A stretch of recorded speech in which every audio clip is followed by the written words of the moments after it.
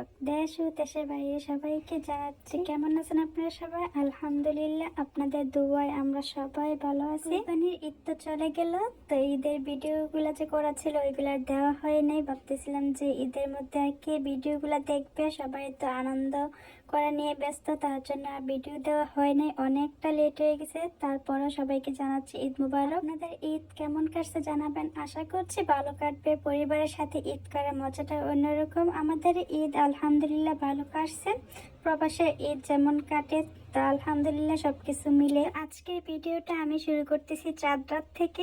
তো আমি আজকে সারাটা দিন রেস্ট করছি, বাসায় অন্যান্য কাজগুলো করছি, ওইগুলো আর দেখানো হয় নাই। হাতে মেহেদি আমি দিয়ে দিচ্ছি, জানি রাতে আর দিতে পারবো না, সারা রাত আমি কাজ করব। তো এখানে আমি গরুর মাংস রান্না করব। তা আমি সব কিছু মশলা দিয়ে মেখে তারপরে রান্না বসাই দেব। তারপরে এক এক করে রান্না বান্না করব। আমি চিকেন রোস্ট রান্না করব সর্বপ্রথম, গরু মাংস আর হচ্ছে চিকেন রোস্ট, এই দুইটা রান্না করব। তারপর আস্তে আস্তে আমি রান্না করব। আর চিকেন রোস্ট রান্না করতে গেলে একটু ঝামেলা পড়তে হয়, যে বাদাম বাটা দিয়ে ওইগুলা ছিটে হাতে আসে, গায়ে আসে, অনেক বেশি কষ্ট হয় রান্নাটা করতে। কিন্তু চিকেন রোস্ট অনেক বেশি ভালো লাগে, আমরা সবাই পছন্দ করি। রান্না অনেক ছিল, তো এত রান্না বান্না এত কাজের মধ্যে পুরো ভিডিও আমি করতে পারবো না, একটু একটু করে দেখাচ্ছি। আর ভিডিও করতে গেলে রান্না বান্না একটু লেট হয়ে যায়। তো এখানে আমি চিকেন রোস্ট রান্না করা শেষ, গরু মাংস রান্না করা শেষ, চিকেন রোস্ট রান্না করা হয়ে গেছে। এখন তোলার আগে আমি দিয়ে দেবো ঘি, তারপর হচ্ছে গুঁড়া দুধ, পেঁয়াজ বেরেস্তা, এগুলো দিয়ে সুন্দর করে ডেকে রেখে দেবো আমি, যেন এটা ফ্লেভারটা বের না হয়। চিকেন রোস্ট রান্না করা হয়ে আসার পরে এখানে আমি জর্দা রান্না করতেছি, অল্প একটু করে রান্না করব। জর্দা সবাই পছন্দ করে না, তো একটু মিষ্টি আইটেম বেশি ভালো লাগে না জর্দা। তারপরে এদিকে রান্না করতেছিলাম চিংড়ি মাছ। চিংড়ি মাছ আমার ছেলের আমার অনেক বেশি পছন্দ, আপনাদের ভাইয়ার বেশি একটা ভালো লাগে না। তো চিংড়ি মাছ রান্না করা হয়ে গেছে, আমার এখানে জর্দা রান্না করা হয়ে গেছে। জর্দাটা অনেক বেশি সুন্দর হয়েছিল, অনেক বেশি মজা হয়েছিল। এটার রেসিপি আমি একদিন দেবো ইনশাল্লাহ, যদি আপনারা কেউ দেখতে চান জানাবেন কমেন্ট করে। মোটামুটি আরও কিছু আছে, ওইগুলো একটু রেস্ট করে করব। তার মধ্যে আমি ডেজার্ট আইটেমগুলা আমি এখানে সুন্দর করে করতেছি। তো এখানে আমি কালো জাম, তারপরে হচ্ছে এখানে আমি জর্দা যে উপরে বেবি সুইট মিষ্টিগুলো, এগুলা দিয়ে সুন্দর করে ডেকোরেশন করে নিচ্ছি। আর দেখতে তো অনেক বেশি সুন্দর লাগতেছে, এখন তো মনে হচ্ছে যে আমি আবার বানাই। তো বেশি মিষ্টি আইটেম আমি খাওয়ার চেষ্টা মানে কম করি, আমি খেতে পছন্দ করি না। তারপরে আমি এখানে বানিয়েছিলাম রসমালাই। এতগুলো ডেজার্ট আইটেমের মধ্যে সব থেকে বেশি ভালো লাগছে আমার কাছে রসমালাই, হুবহুব একদম কুমিল্লা রসমালাইয়ের মতো লাগছে, এত মজা লাগছে। কিন্তু কম পড়ে গেছে ভাবতেছি আবার একদিন বানাবো। তো এখন দেখেন রাত কয়টা বাজে, 2:56 বাজতেছে। তো এখন আমি একটু বাইরে আসলাম, দেখতেছি যে পার্সেল নিয়ে আসছে।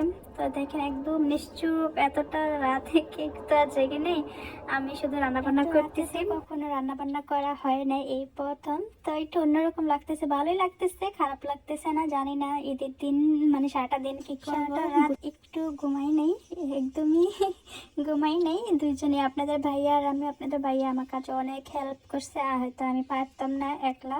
আপনাদের ভাইয়া অনেক হেল্প করছে, আমি শুধু রান্না বান্না করছি। কিন্তু আপনাদের ভাইয়া যে রান্না বান্না করতে গেলে অনেক কিছু দেখবেন যে নোংরা হয়, হাঁড়ি পাতিল তারপর প্লেট, অনেক কিছু নোংরা হয়, ওইগুলো আপনাদের ভাইয়া ইয়ে করছে, কোটাকাটি জ্বালা বিছানার চাদর করতেছিলাম। আর নতুন বিছানার চাদর মানে বিছালে আমার কাছে অনেক বেশি ভালো লাগে, মনে হচ্ছে যে আমি এমনি তাকায় থাকি, আমি আর বিছানাতে উঠবো না, উঠলে তো নষ্ট হয়ে যাবে এমন মনে হয়।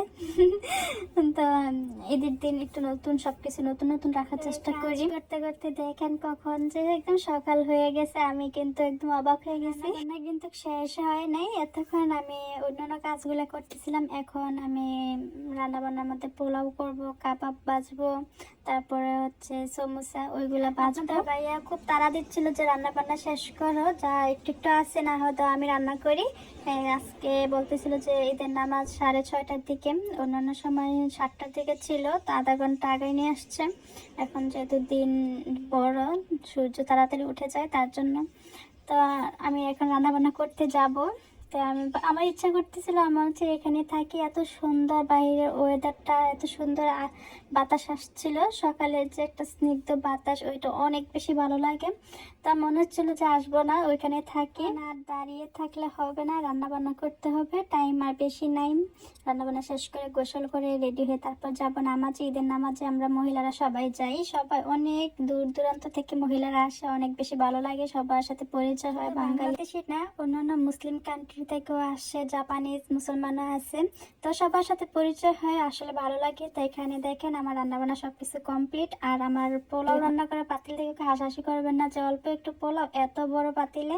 আসলে পোলাও যে রান্না করব ওই পাতিলটা আমি খুঁজে পাচ্ছি না, সবগুলাতেই মোটামুটি রান্না করা হয়ে আছে একটু একটু করে। তো পাতিল বিছিয়ে পাচ্ছিলাম না, টাইম নেই, তার জন্য এত বড় একটা পাতিলে রান্না করতে দিয়ে গোসল করতে চলে গেছিলাম। আপনাদের ভাইকে বললাম যে বাবুকেও রেডি করাবো, তারপরে হচ্ছে কাবাবগুলো সুন্দর করে ভেজে তুলে রাখবো, এই দায়িত্ব দিয়ে আমি গোসল করে তারপরে রেডি হয়ে আসি। আর ভিডিও করার সুযোগ পাই নাই, সুন্দর 6টা 10 বাজতেছে। তো আমি যদি ভিডিও করি তাহলে আর নামাজ পড়া হবে না। আর ওইখানে অনেক গাড়ি আসে, অনেক দূর দূরান্ত থেকে মানুষ আসে, যেহেতু সবাই গাড়ি নিয়ে আসে মোটামুটি, তো গাড়ি পার্কিং করে নিয়ে এসে খুব ঝামেলায় পড়তে হয়। তার জন্য আপনাদের ভাই একটু তাড়াহুড়া করতেছিল যে পরে তারপর ওই বাকি যে কাজগুলা আপনাদের ভাইয়া বাসায় থাকতে বলতেছিল যে তুমি রান্না বান্না শেষ করে তারপরে রেস্ট করো, কিন্তু আমি তো বাহিরে ছিলাম, বাহিরে ভিডিও করতেছিলাম, বাহিরে ব্যালকনিতে বসেছিলাম, এই করতে করতে আর করা হয় নাই। তো যাই হোক না, আসছি। তো আসার পরে দেখতেছি না জায়গা আছে, তবে যেখানে আমরা গাড়ি সবসময় রাখি ওখানটা একদম ফুল হয়ে গেছে, আরেকটা জায়গা রাখতে হচ্ছে, সমস্যা নেই। পুলিশ চলে আসছে, সবসময় মানে পুলিশ আসে এখানে দেখে যে কোনো সমস্যা হচ্ছে কিনা, তার জন্য সবসময় পুলিশ থাকে। আর মসজিদের কোনো ভিডিও করতে পারি নাই আমি, একটু আনকমফোর্টেবল লাগতেছিল। এমনিতেই হুজুর মাইক দিয়ে বলে দিছে যে কেউ মসজিদে ভিডিও করতে পারবে না, জাপানে এখন খুব বেশি সমস্যা করে যে মসজিদ মাদ্রাসা বন্ধ করে দিচ্ছে কোনো এক সমস্যার কারণে। তো এই জন্য ইমাম সাহেব বলে দিচ্ছে যে কেউ সোশ্যাল মিডিয়াতে যেন ভিডিও আপলোড না করে মসজিদে, তো তার জন্য আর করি নাই। তো ওইখান থেকে নামাজ পড়ে আসার পরে যাবো, কিছু কিছু মানে ভাইয়াদেরকে বলা হয়েছে তারা আসবে, তো তাদের জন্য তারা চলে আসতেছে, তো তার জন্য একটু তাড়াতাড়ি করে আমি খাবারগুলো দিয়ে দিচ্ছি তাদের সামনে, তারা আমি যাই না। তো খাবারগুলো আমি টেবিলে দিয়ে একটু ভিডিও করব, যদি চলে আসে তাহলে তো আমি ভিডিও করতে পারবো না, তার জন্য খুব তাড়াহুড়া করতেছিলাম যেন ভাইয়ারা আসার আগে আমি ভিডিও করে তারপর চলে আসতে পারি ওদের সামনে, তার আমি যাব না। তো এখানে দেখেন আমার পোলাওগুলো অনেক বেশি সুন্দর হয়েছে, একদম জোরজারে। আমার কাছে মানে মনে হতেছে যে আজকে পোলাও রান্নাটা অনেক বেশি সুন্দর হয়েছে, সব কিছু পারফেক্ট ছিল। তো সবগুলা আইটেম আমার কাছে আজকে মনের মতো হয়েছে, একটু মানে মনে হয় না যে এটা একটু লবণ বেশি হয়েছে, এটা একটু জাল বেশি হয়েছে, এমন হয়নি, সবগুলো একদম পারফেক্ট হয়েছে। এখানে আমি যা যা আইটেমগুলো সবগুলো আইটেম সুন্দর করে দিয়ে এখন আমি চলে যাব, ভাইয়ারা চলে আসছে নিচে, আপনাদের ভাইয়া আনতে গেছে। তো এখন আমি চলে যাচ্ছি ওই রুমে, তারা তাদের মতো করে খাবে, আমি আর তাদের সামনে আসবো না। তো ভাইয়ারা চলে যাওয়ার পরে এখন আমি খাবো। তো এখানে নিয়ে নিচ্ছে আমার পছন্দের রোস্ট আর হচ্ছে চিংড়ি। পোলাও হলে এই দুইটা আইটেম হলে আমার হয়ে যায়, অন্য কোনো কিছু লাগে না, আমি এগুলো দিয়েই খেতে পারি।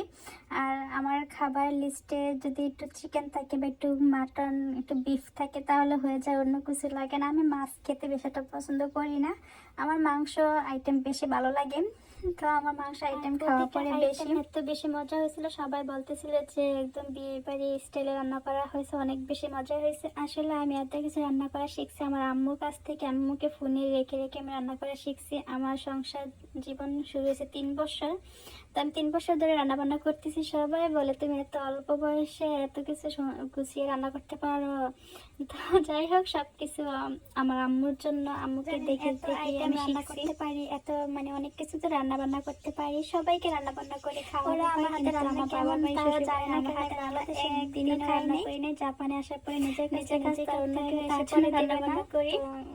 দেশে ইনশাল্লাহ গেলে আমি সবাইকে রান্না বান্না করে খাওয়াবো। আজকে ভিডিওটা এই পর্যন্ত। যদি আপনাদের কাছে আমার ভিডিওটা ভালো লাগে তাহলে প্লিজ লাইক করবেন, শেয়ার করবেন, কমেন্ট করবেন, সাবস্ক্রাইব করে পাশে থাকবেন। নতুন আরেকটা ভিডিও নিয়ে আসার পর্যন্ত সব ভালো থাকবেন, সুস্থ থাকবেন। আল্লাহ হাফেজ।